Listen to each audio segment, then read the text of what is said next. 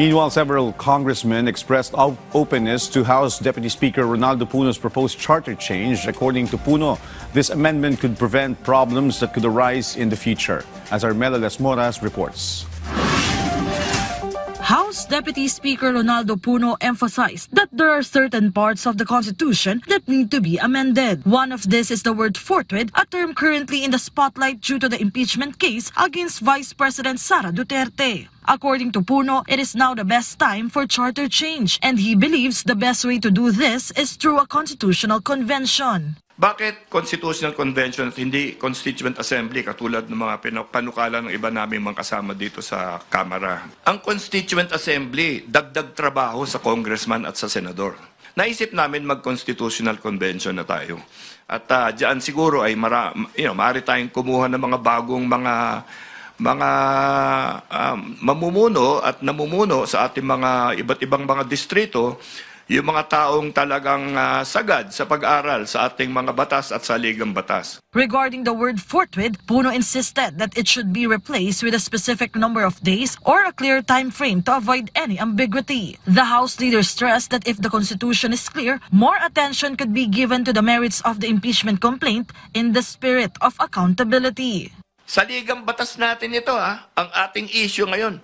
Ano ba talaga ibig sabihin ng forthwith? You know? Nasa diksyonaryo, may mali yata ang diksyonaryo. So, ngayon mag-a-adjust pa yung diksyonaryo ngayon, maglalagay sila ng bagong definition ng forthwith. Tapos, one versus once. Ang dadali natin sa Supreme Court, ano ba talaga ibig sabihin? One or once? Siguro naman dapat mas mga kahulugan na mga uusapan ang dadali natin doon. Hindi ba?